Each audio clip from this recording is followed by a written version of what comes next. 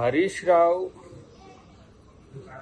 అతి వ్యాఖ్యలకు ఎలా స్పందించాలనేది కూడా అర్థం కాని స్థితి. ఇలాంటి బెదిరింపులు అధికారులను ఆయన ఏంది రిటైర్డ్ అయినా కూడా వదలడట. గతంలో సప్త సముద్రాలు దాటినా కూడా వదిలేది లేదు అని. మీరు అధికారంలో ఉన్నప్పుడు అధికారులను బెదిరించి సప్త సముద్రాలు దాటితే పట్టుకొచ్చి ఇక్కడ కమిషన్ ముందు లేదంటే ఏసీబీ ముందు ప్రవేశపెట్టే ప్రభుత్వం రేవంత్ రెడ్డి ప్రభుత్వం. నిఘా పెడుతున్నారు, సీసీ కెమెరా మీద నిఘా పెడుతున్నారు. మరి దొంగతనాలు ఎందుకు చేస్తున్నారు? దొంగతనం చేస్తే కూడా నిన్ను, మీ మామను, మీ బామ్మారిని వదిలేయాలన్నా? ఇట్లా వదిలేసినందుకే కదా తెలంగాణ తెగదోచుకున్నది. ఇంకా పొడింగి మాటలన్నీ మాట్లాడుతూ ఉంటారు. ఏందో ఈయన అధికారం ఇప్పుడు పోయి ఇట్లా వస్తున్నట్టు. నీ ముఖం, మీకు అధికారం కల్లా ఎవడు చెప్తుండో మీకు మరి పిచ్చోడు. మీకు మళ్ళా వస్తుంది సార్ తెలుస్తలే. మీ మరదలు పెట్టిన షాక్ అర్థం కావట్లేదా? ఇంకా ఇలా అధికారం వస్తుందని మిషతోని అధికారులను బెదిరించే ప్రయత్నం చేస్తే ఏంది నువ్వు చేసేది ఏంటిది? ఇంకా అధికారం పోయినాక కూడా ఎన్ని తిట్టినా సిగ్గు లేదా, లజ్జ లేదా? ప్రతిసారి రేవంత్ రెడ్డి గారి ప్రభుత్వం మీద, లేదంటే రేవంత్ రెడ్డి గారి మీద, లేదంటే పథకాల మీద అబద్ధాలతో కూడిన స్టేట్మెంట్స్ ఇవ్వడం అనేది మీకు మాత్రమే చెల్లుబాటు అవుతుందని ఆయన నాకు అర్థం కావట్లేదు. ఏడాదికి ఒకసారి ఆయన గూట్లకెళ్ళి బయటికి వెళ్ళి పలుకుతాడో పలకడో మీరే పలికి చిలక పలుకులు పలికిచ్చి ఇలా మీ పార్టీ, మీకు నాయకుడు లేని పార్టీ, నాయకుడు లేకున్నా కూడా అధికారంలోకి వస్తుందంటే తెలంగాణ ప్రజలు అంత పిచ్చి భ్రమల్లో ఉన్నారా?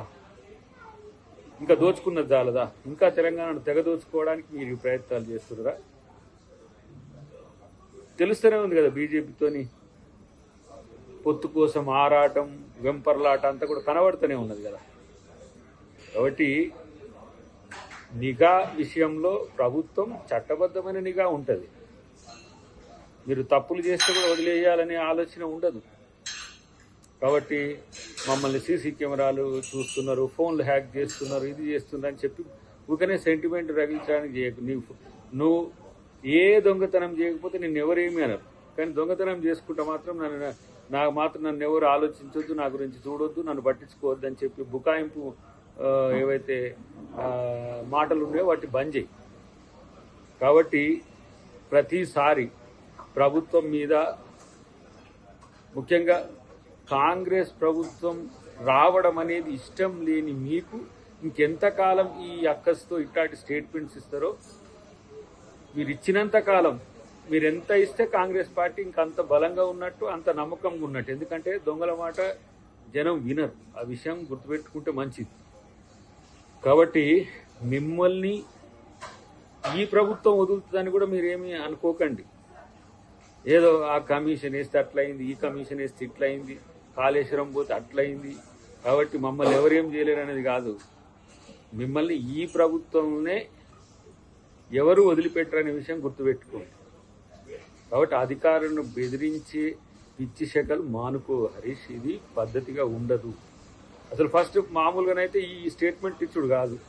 అధికారులను బెదిరిస్తే చట్టపరమైన చర్యలు నీ మీద తీసుకోవాల్సి వస్తుంది. కానీ నిన్ను ఎవడు పెద్దగా సీరియస్గా తీసుకుంటాడు? ఏముంటుంది ఇది సీరియస్ లాంటి జోక్ ఇది.